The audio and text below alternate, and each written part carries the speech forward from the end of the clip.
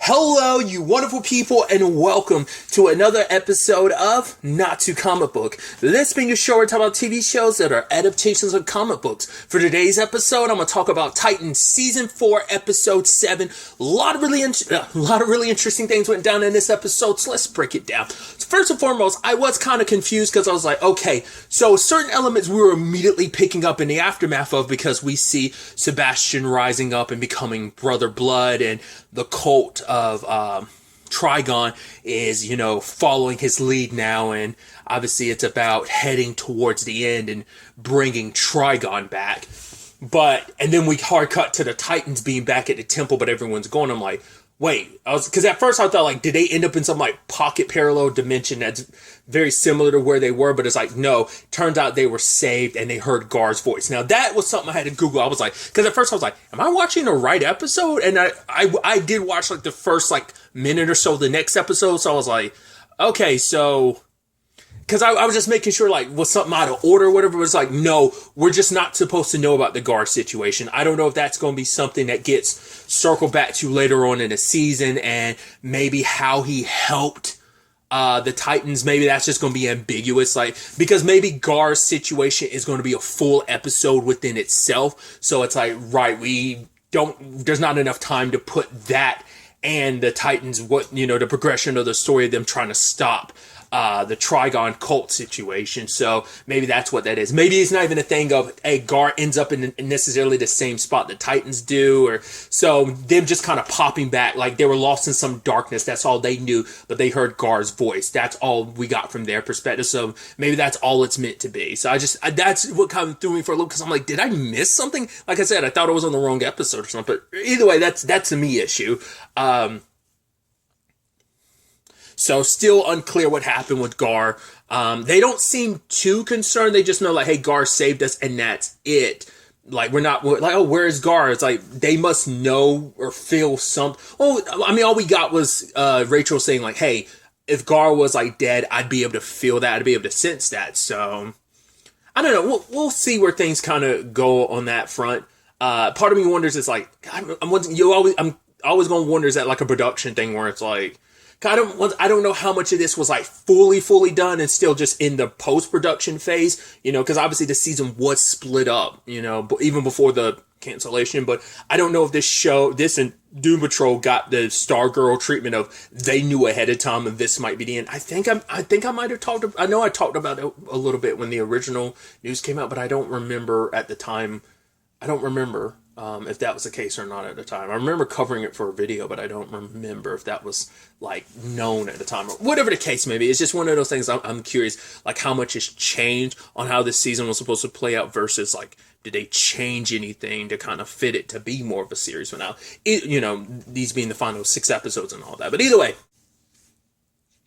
there is the back and forth between Connor and Dick about the whole situation of, like, right, we had our own plan, but we had to come in here to rescue you because you kind of screwed the pooch on this. But it's like, no, if we had just, like, stopped Sebastian like I wanted to, you guys wanted to save him. But even, Corey's beating herself up because it's like, if I had killed him when I had the chance, none of this would be happening. The end of the world is 100% on me. And she was kind of told that previously too, of like, yeah, you kind of have to live the consequences of your actions or lack thereof in this regard, because your inaction was a choice of not killing him then could lead to so much turmoil now. So there was also this interesting thing where Rachel she said she released Jinx's spirit from, like, this evil, and I'm like, well, because I rewatched that little bit at the end of the last episode to give me a refresher of fully where things were when we left off. But Jinx said this line of, not again. So I was like, has she been killed and resurrected? Or was it just like just being stabbed again type of thing? But I'd almost wonder if there was something more to that. Like, will we see, like, Jinx, like, magically pop up later on? Like, it's like, oh, not again. Like, this dying and coming back thing. Or was there just, oh, crap, I'm getting stabbed again thing? I don't know. I don't know obviously it's been a couple months. So I don't even remember my thoughts on that at the time. Maybe I didn't even think about it or say anything at the time. But either way. So there's that. Connor ended up finding a letter from Lex. I mean, we know Lex was mixed up in all of this, and I guess when he had left something for Connor to find in the temple, and he did.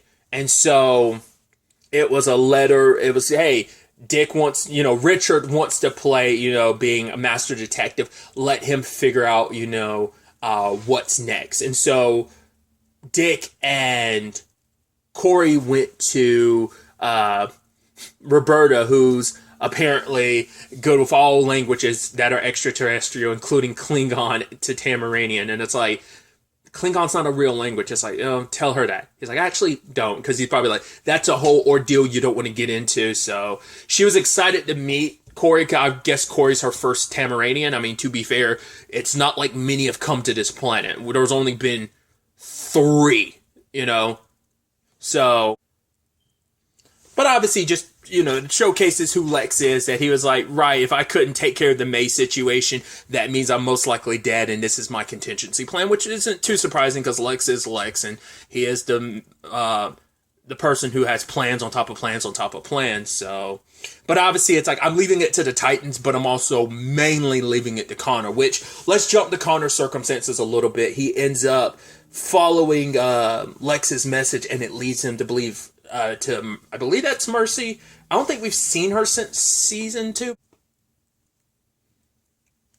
Looked it up to confirm it. It's like, yeah, that is who I thought it was. Especially the way she was talking about Lex. Mercy's always had her connection to Lex, and obviously she's always admired him. So she's going on and on about the amazing person that he was. That the fact of the matter is, yes, he always saw potential in people and how he could use them, and he saw that with May, but that kind of, obviously blew up in his face. But he always knew, like, I should keep an eye on her, but kind of got outdone in this regard.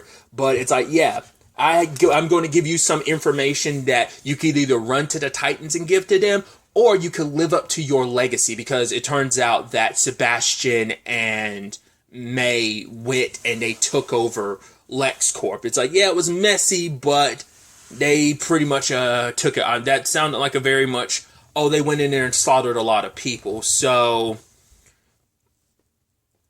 it's about taking LexCorp back from them, kind of once again leaning into his heritage. And I'm curious, is this really going to fully be what Connor is for, like, the end of this continuity? It's like, is he going to circle back and kind of be more Superman than Lex Luthor? Right now, he's definitely more Lex than Soup. So I'm curious to see how that plays out, and what information did he get that the Titans don't have? It's going to be interesting. Because they learn from Roberta that there is a horn, specifically the horn that Trigon lost when he fought the first Tamaranian all those years, all that time ago. And with that, that's kind of like the final piece to bringing Trigon back, and basically Trigon's going to consume this entire planet.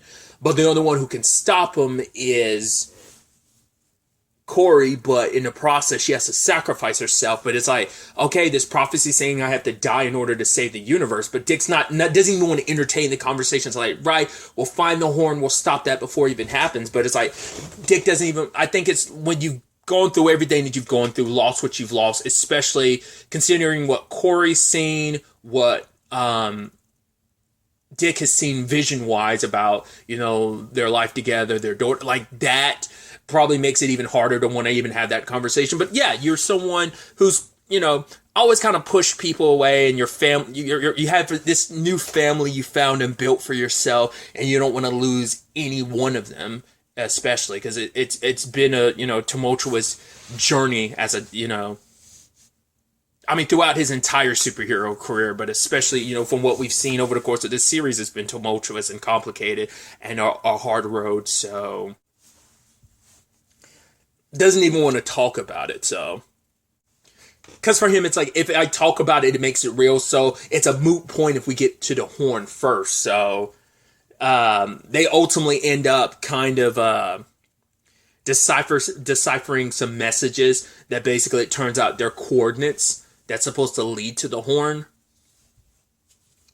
But that ends up being a complicated situation because it leads to them getting trapped in a town. The moment they magically popped into the town, they didn't notice it, but we did. Like, oh, you just randomly vanished off the road. I was like, oh, very interesting and timely because there's a TV show called From that kind of has a similar thing. So I was almost like, the moment they magically popped up in the town, I'm like, oh, cool. This town's not going to be normal. There's no way it is if you're just going. But I almost thought too, I'm also thinking like, well, I was like, because the place is called, was it, Caul's Folly or something like that. But I was like, for a quick second, I was thinking like, I wonder, could this be something similar to Danny? But it's like, no, it's not going to be a Danny situation. It's just kind of, I guess, a place that's stuck in a pocket dimension, which has all of,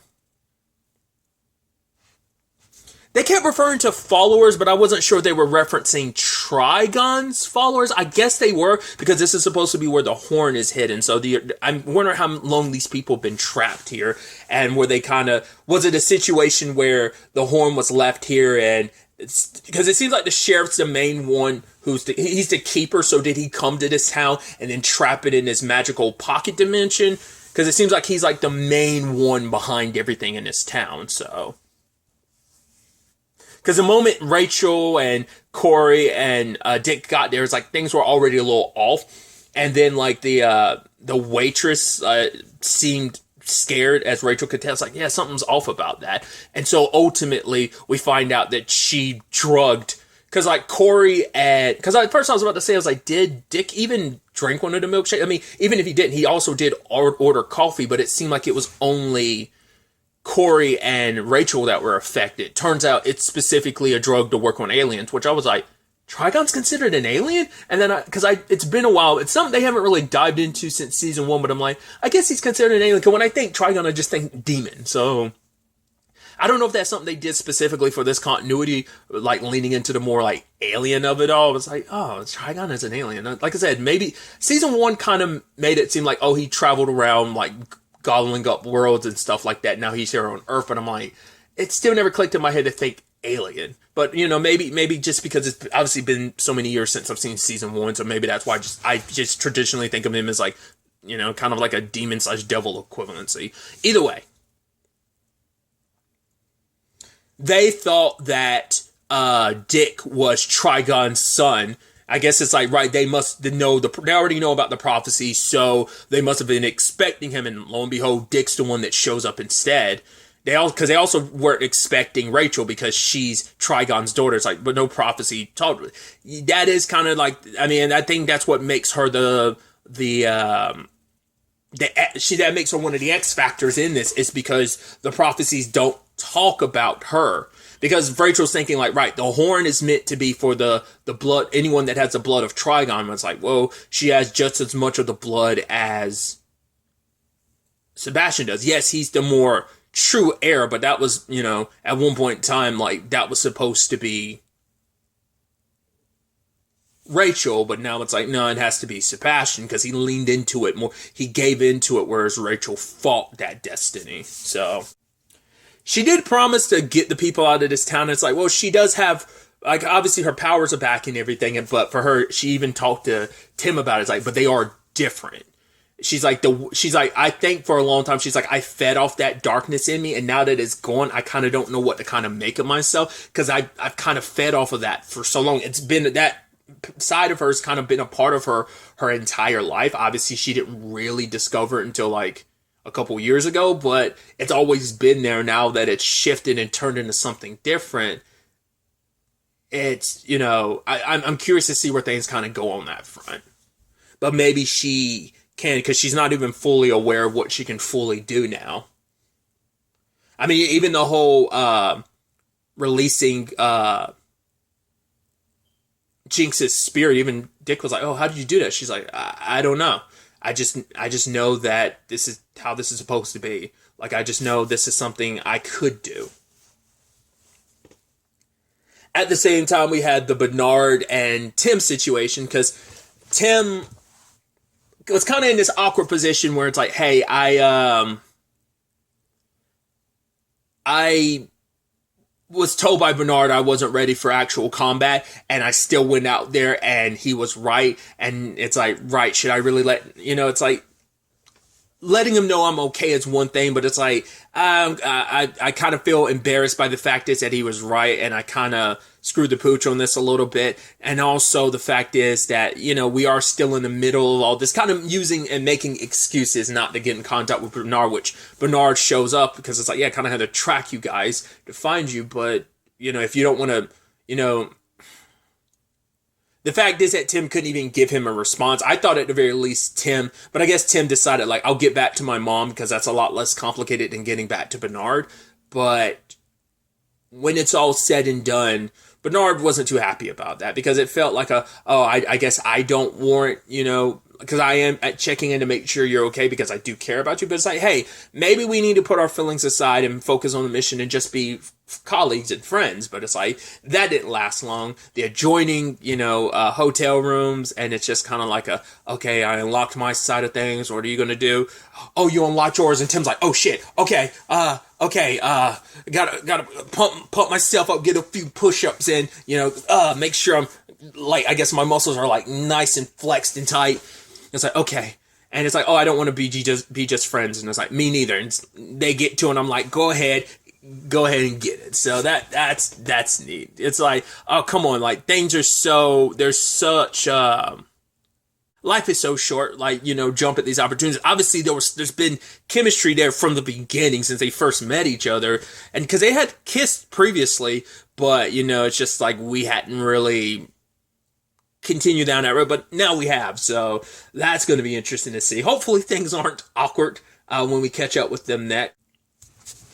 But sadly, when Dick had his confrontation with the sheriff, which obviously that didn't end well, because they were wondering because the big thing was like, right, the sheriff thinks that Dick is they all thought that he was Trigon's son, but the moment he finds out he's not, they're going to kill him. But I wonder, did May and Sebastian suggest otherwise? Because the sheriff just knocked him out, tased him. But by the time, like, Dick was, like, coming to, because he was, like, in and out of it, he sees May, Sebastian, and all of their followers. I don't know if that's just, like, the followers, or that, like, were already part of the cult, or whether that's the townspeople gathered up, or what.